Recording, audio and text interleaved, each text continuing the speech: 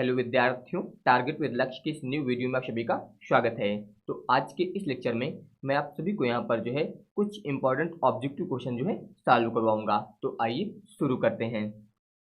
तो इसमें यहाँ पर क्वेश्चन दिया गया है कि एक मोलल जलीय विलयन में विलेय का मोल प्रभाज है। यहाँ पर आपको ये चार विकल्प दिए गए हैं। तो यहाँ पर ध्यान दीजिए, इसमें बात हुई है एक मोलल जलीय विलयन की। तो पहले आपको ये पता होना चाहिए कि एक मोलल का मतलब क्या होता है। बात हुई है एक मोलल की, तो इसका मतलब आप लोग याद रखिएगा, एक मोलल का मतलब विलेय की मोलों की संख्या वहां पर 1 हो। याद रखिएगा, विलेय के मोलों की संख्या, मोलों की संख्या कितनी हो, 1 हो। ये आप लोग याद रखिएगा। इसके अलावा विलायक का जो भार होगा वो 1000 ग्राम होगा। विलायक, विलायक यानी कि जल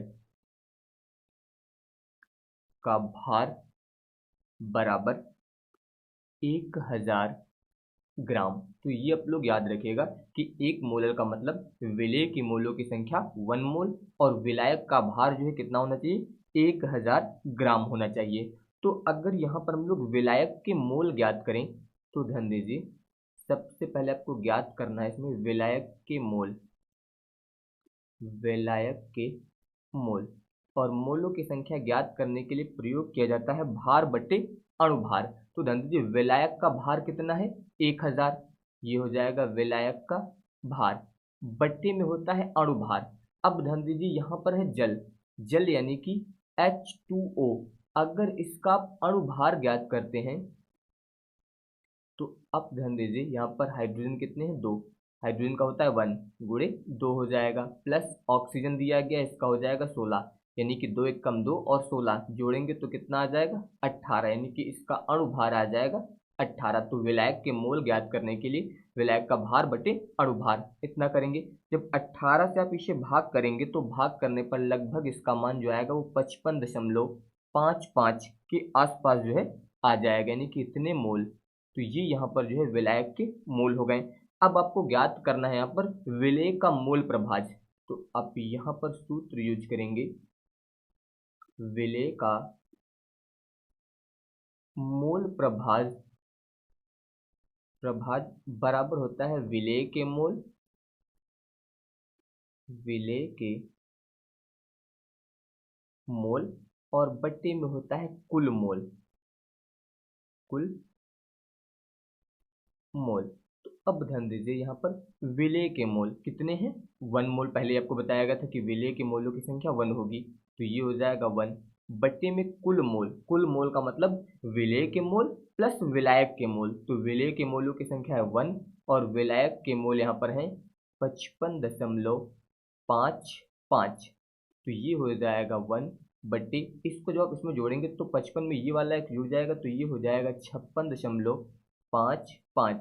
अब आपको यहाँ पर इससे भाग करना है। जब इससे आप भाग करेंगे तो लगभग इसका मान आएगा 0.0176 इतना आएगा। और अगर इसे आप शुद्ध करके लिखेंगे तो ये हो जाएगा 0.017। ध्यान दीजिए, 6 दिया गया, ये अंक 5 से बड़ा है। जब भी शुद्ध करते हैं तो उसके पहले वाले में एक ऐड कर दिया जाता है, यानी कि जहाँ पर 7 है उसकी जगह पर आप लिख सकते हैं यहाँ पर 8। यानी कि ये हो जाएगा यहाँ पर 0.018। यानी कि यहाँ पर इसका विकल्प नंबर डी ये जो है सही हो जाएगा। इसके बाद ध्यान दीजिए, क्वेश्चन है कि 90 ग्राम जल में 1.8 ग्राम ग्लूकोज का मोल प्रभाज ज्ञात कीजिए। यहाँ पर जल, इसे हम लोग मान लेते हैं ए से, और ग्लूकोज को यहाँ पर हम लोग प्रदर्शित करते हैं बी से। इस प्रकार से आपको ज्ञात करना है मोल प्रभाज। तो यहाँ पर आप लिखेंगे मोल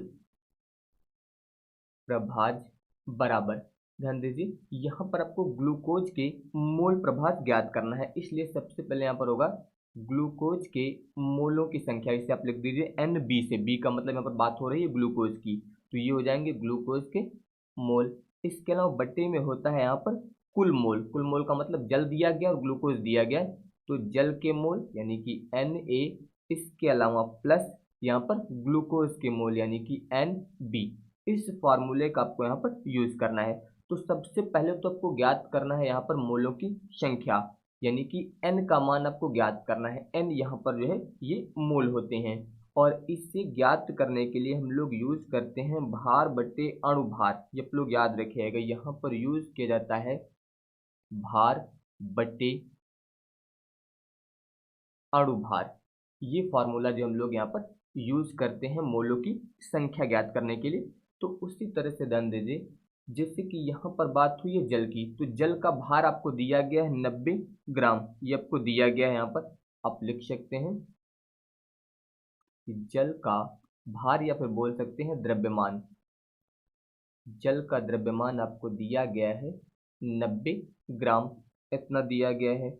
इसके अलावा आपको ग्लूकोज का द्रव्यमान दिया गया है, तो आप लिख सकते हैं ग्लूकोज का द्रव्यमान ये हो जाएगा यहाँ पर 1.8 ग्राम, इतना दिया गया है। यानी कि दोनों के भार दिए गए हैं, आपको अणुभार ज्ञात करना है। तो जल का जो अणुभार होता है, यानी कि जल का अणुभार, या फिर बोल सकते हैं जल का मोलर द्रव्यमान, जल का मोलर द्रव्यमान, या फिर आप बोल सकते हैं अणुभार, अभी आपको ज्ञात करना बताया गया था। सूत्र होता है H2O, उसी का प्रयोग करके जब ज्ञात करेंगे तो इसका यहाँ पर मोलर द्रव्यमान आ जाएगा 18 ग्राम। ये आप लोग ज्ञात कर लीजिएगा।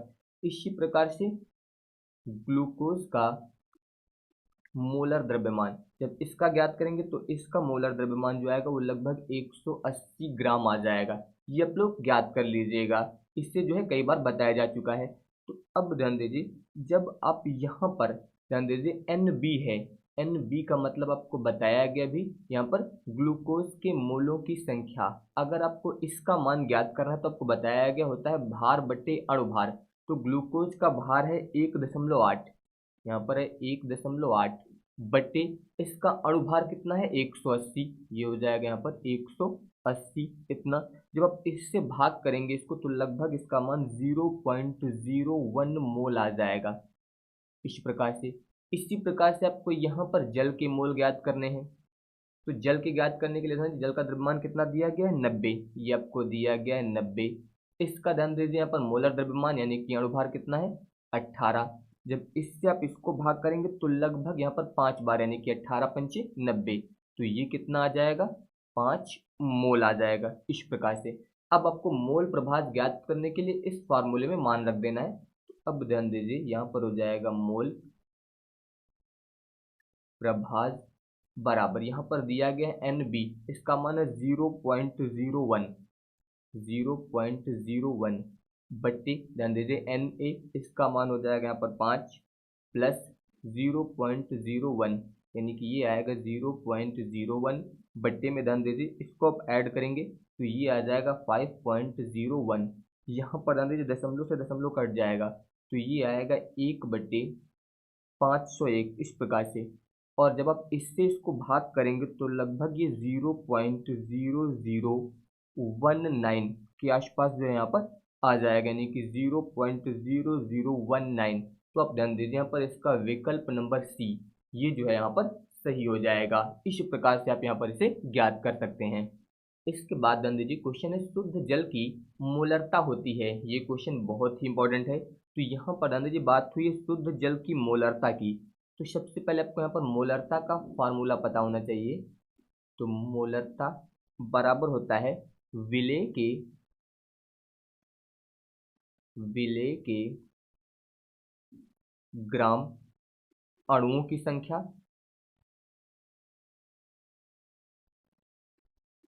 ग्राम अणुओं की संख्या, यानी कि मोलों की संख्या, ये आप बता सकते हैं। इसके अलावा बट्टे बट्टे में हो जाएगा यहाँ पर विलयन का आयतन, विलयन का आयतन। इस प्रकार से यहाँ पर ये फार्मूला जो है आप यूज कर सकते हैं। यहाँ पर विलयन का आयतन ये जो लिखा जाएगा ये लीटर में लिया जाता है, तो ये आप लोग याद रखिएगा। तो यहाँ पर ध्यान दीजिए बात हुई है शुद्ध जल की। तो अगर यहाँ पर हम लोग जल के घनत्व की बात करें तो जल का घनत्व, जल का जो घनत्व होता है वो आप बता सकते हैं 1 ग्राम प्रति ml, ये सीजीएस पद्धति में है, या फिर अगर आप एमकेएस पद्धति का यूज करते हैं तो आप बता सकते हैं 1 किलोग्राम प्रति लीटर। ये हो जाएगा जल का घनत्व। इसके बाद ध्यान दीजिए, अगर यहाँ पर हम लोग जल का द्रव्यमान ज्ञात करें तो जल का द्रव्यमान बराबर होता है आयतन गुणे घनत्व। द्रव्यमान बराबर होता है आयतन गुणे घनत्व, ये फॉर्मूला होता है। तो यहाँ पर ध्यान दीजिए, यहाँ पर हम लोग 1 लीटर जल की बात करेंगे, यानी कि आयतन जो यहाँ पर इसका कितना लेंगे, 1 लीटर आपको यहाँ पर लेना है। इसके अलावा गुणे घनत्व, ध्यान दीजिए यहाँ पर 1 किलोग्राम प्रति लीटर लेंगे, यानी कि यहाँ पर अगर आप गुणा करेंगे तो ये आ जाएगा फिर 1 kg, यानी कि 1 किलोग्राम। और 1 किलोग्राम का मतलब आप बता सकते हैं यहाँ पर 1000 ग्राम। ये हो जाएगा यहाँ पर इसका द्रव्यमान। अब आपको ज्ञात करना है यहाँ पर मोल। अब आप यहाँ पर ज्ञात करेंगे इसमें मोल, और मोल बराबर आपको बताया गया है भार बट्टे अणुभार होता है, भार बट्टे अणुभार। तो अगर आपको यहाँ पर मोलों की संख्या ज्ञात करनी है तो इसके लिए ध्यान दीजिए, आप भार किसका यूज करेंगे, यहाँ पर भार आप यूज करेंगे जल का भार, या फिर बोल सकते हैं द्रव्यमान कितना है इसका 1000 बट्टे। अब ध्यान दीजिए यहाँ पर दिया गया है 1000 बट्टे में क्या होगा, अणुभार। अणुभार का मतलब ध्यान दीजिए जल का अणुभार कितना होता है, अभी आपको बताया गया था 18। आप ज्ञात भी कर सकते हैं H2O का अणुभार। तो यहाँ पर ध्यान दीजिए हाइड्रोजन 2 हैं तो 1 गुणे 2, ऑक्सीजन यानी कि 16 बराबर कितना आ जाएगा 18। तो ये यहाँ पर हो जाएगा इसका अणुभार। जब इससे आप इसको भाग करेंगे यहाँ पर तो लगभग ये आएगा 55.56। अगर शुद्ध करके लिखेंगे तो लगभग इतना आएगा, या फिर आप 55.55 भी लिख सकते हैं, उसमें कोई दिक्कत नहीं होगी। लेकिन अगर 2 अंकों तक आप शुद्ध करके लिख देते हैं तो 55.56 से आप लिख सकते हैं। तो ये इतना आएगा। अब इसके बाद ध्यान दीजिए, जब यहाँ पर आप मोलरता ज्ञात करेंगे तो आप लिख सकते हैं जल की मोलरता बराबर, अब ध्यान दीजिए यहाँ पर विलेय के ग्राम अणुओं की संख्या यानी कि मोल, और आपने मोलों की संख्या यहाँ पर ज्ञात कर ली है, ये हो जाएगी 55.56, इतना हो गया। इसके अलावा विलयन का आयतन लीटर में, विलयन का आयतन जो है यहाँ पर यूज किया जाएगा लीटर में, तो आपको बताया गया है यहाँ पर हम लोग आयतन कितना लिए थे 1 लीटर। यहाँ पर आयतन जो है इसका कितना है 1 लीटर, तो ये इतना आएगा। जब यहाँ पर 1 से भाग करेंगे तो यही आ जाएगा 55.56 मोल प्रति लीटर, मोल प्रति लीटर इतना हो जाएगा। यानी कि यहाँ पर आप ध्यान दीजिए इसका विकल्प नंबर ए जो आपको दिया गया है ये सही हो जाएगा, यानी कि 55.56 ये यहाँ पर जो है सही होगा। अब इसके बाद ध्यान दीजिए क्वेश्चन है कि किसका वाष्प दाब जो है वो न्यूनतम होगा। यहाँ पर दिया गया पहले बेरियम क्लोराइड यानी कि BaCl2, अगर इसका हम लोग आयनन करते हैं तो यहाँ पर ध्यान दीजिए जब इसका आप आयनन करेंगे तो यहाँ पर आएगा Ba2+, इसके अलावा हो जाएगा Cl-, इस प्रकार से। इसके अलावा ध्यान दीजिए यहाँ पर आपको इसमें दिया गया है सोडियम क्लोराइड। सोडियम क्लोराइड का मतलब होता है NaCl, NaCl, अगर इसका आप आयनन करेंगे तो यहाँ पर ध्यान दीजिए यहाँ पर हो जाएगा Na+, और इसके अलावा Cl-, यानी कि इसमें ध्यान दीजिए 2 प्लस आयन है और एक Cl- आयन, यानी कि यहाँ पर जो है टोटल आयन कितने हैं 3, इसमें 3 आयन है, इसमें एक प्लस है और एक माइनस है, इसका मतलब आयन कितने हैं 2 आयन है। इसके अलावा यहाँ पर आपको फिनॉल दिया गया है और सुक्रोज दिया गया है, तो आप लोग याद रखिएगा कि फिनॉल और इसके अलावा सुक्रोज इसका जो है आयनन नहीं होता है, ये आप लोग याद रखिएगा कि इनका जो है आयनन नहीं होता है, आयनन नहीं होता है, तो इन दोनों का आयनन नहीं होता है। इसके अलावा BaCl2 का जब आप आयनन करेंगे तो इसमें 3 आयन मिलेंगे, और NaCl का जब आयनन करेंगे तो यहाँ पर आपको 2 आयन मिलेंगे। यानी कि यहाँ पर जो BaCl2 है ये अधिक आयन देता है, और आयन अधिक देता है इसलिए इसका वाष्प दाब जो है यहाँ पर कम हो जाएगा। ये आप लोग याद रखिएगा कि जब आयनों की संख्या अधिक होगी तो वहाँ पर वाष्प दाब जो होता है वो कम हो जाता है। तो यहाँ पर जो है इसका आयनन अधिक हो रहा है, यानी कि यहाँ पर आयनों की संख्या अधिक है, इसलिए इसका वाष्प दाब जो होगा वो कम हो जाएगा। यानी कि यहाँ पर विकल्प नंबर ए आपका जो है सही हो जाएगा। तो ये आप लोग यहाँ पर याद रखिएगा। इसके बाद ध्यान दीजिए, अगला क्वेश्चन है कि निम्नलिखित में से कौन सा अणुसंख्य गुणधर्म है। यहाँ पर दिया गया श्यानता, परासरण दाब, प्रकाशिक घूर्णन और इसके अलावा पृष्ठ तनाव। तो याद रखिएगा यहाँ पर इसका विकल्प नंबर बी यानी कि परासरण दाब, ये जो है अणुसंख्य गुणधर्म है, क्योंकि ये जो है अणुओं या फिर आयनों की संख्या पर निर्भर करता है, बल्कि उनकी प्रकृति पर निर्भर नहीं करता। ये जो है अणुओं या फिर आप बता सकते हैं आयनों की संख्या पर निर्भर करता है, इसलिए यहाँ पर ये जो है अणुसंख्य गुणधर्म है।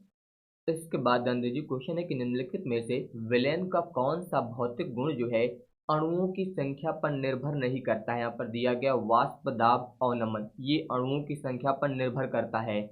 हिमांक अवनमन, ये भी अणुओं की संख्या पर निर्भर करता है। पृष्ठ तनाव, ये जो है अणुओं की संख्या पर निर्भर नहीं करता है। इसके अलावा परासरण दाब, इसके बारे में भी आपको बताया गया था कि ये जो है अणुओं और आयनों की संख्या पर निर्भर करता है। तो यहाँ पर इसका विकल्प नंबर सी सही होगा। इसके बाद ध्यान दीजिए, अगला है निम्न में से किसके जलीय विलयन का क्वथनांक जो होगा वो सर्वाधिक होगा। यहाँ पर दिया गया है 1% ग्लूकोज, इसके अलावा NaCl दिया गया है, CaCl2 दिया गया है और सुक्रोज दिया गया है। तो यहाँ पर ध्यान दीजिए, इसमें आपको ग्लूकोज दिया गया है और इसके अलावा सुक्रोज भी दिया गया है, और आपको बताया गया है कि ग्लूकोज और सुक्रोज का आयनन जो है नहीं होता है, इसका जो है आयनन नहीं होता है। लेकिन यहाँ पर अगर हम लोग NaCl की बात करें तो इसका जब आयनन होगा तो यहाँ पर हो जाएगा Na प्लस, और इसके अलावा Cl माइनस, इसके अलावा यहाँ पर दिया गया है CaCl2, इसका जब आयनन होगा तो यहाँ पर हो जाएगा Ca2 प्लस, इसके अलावा प्लस 2Cl माइनस। इस प्रकार से इसका मतलब यहाँ पर ध्यान दीजिए, इसमें आयन कितने हैं, 2। इसमें आपके 2 आयन हैं, एक प्लस और एक माइनस। इसमें आपके 2 प्लस हैं और एक माइनस है, इसका मतलब आयन कितने हैं, 3।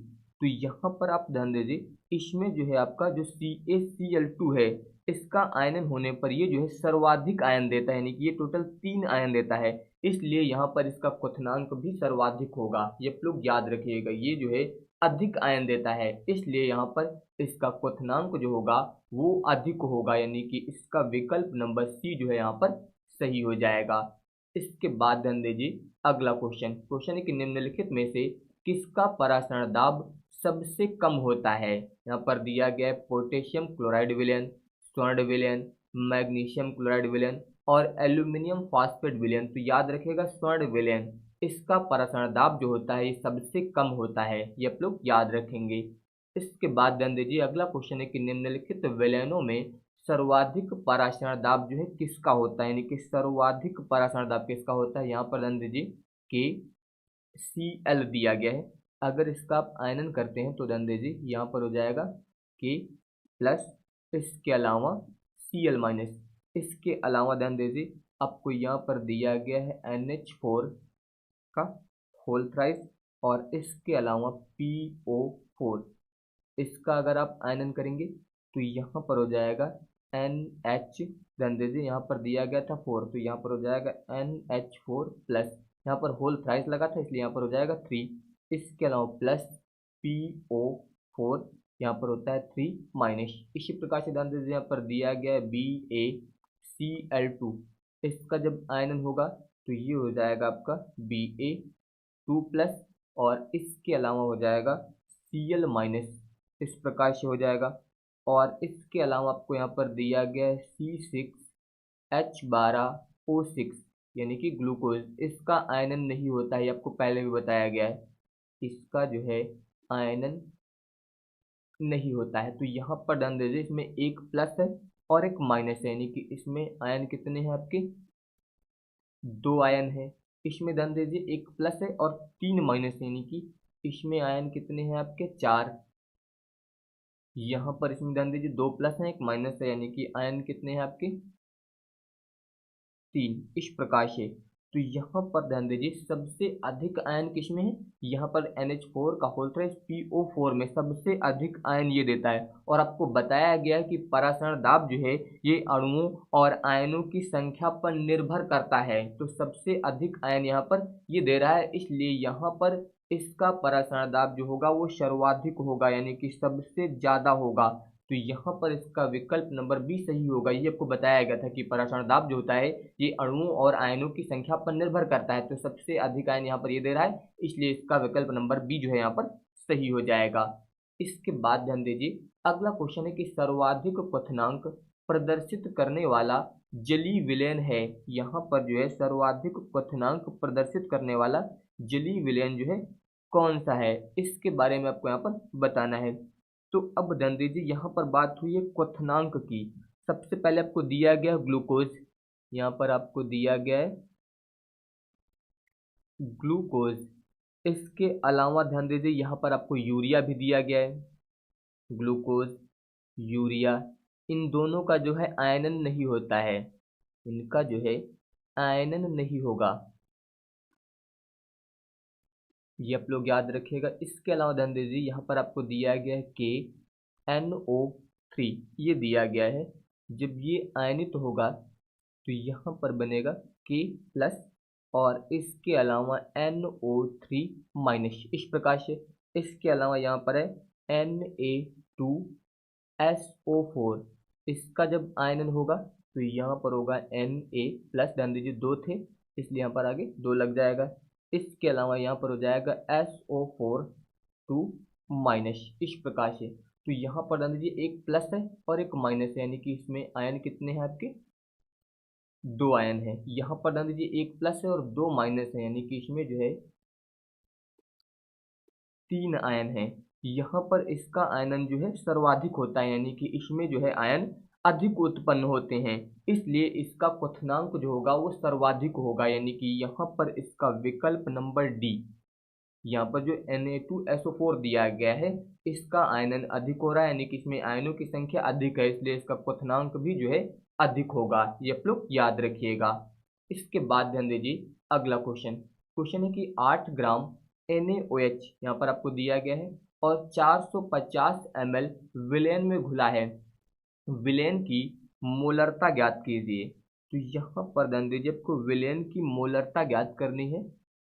फॉर्मूला आप लिख सकते हैं, मोलरता इसे हम लोग लिखते हैं C से, बराबर आप यहाँ पर लिख सकते हैं ध्यान दीजिए WB/MB और गुणे में हो जाएगा 1000/V, ये आयतन होगा और ये जो होगा आपका मिली में होगा, ये आप लोग याद रखिएगा।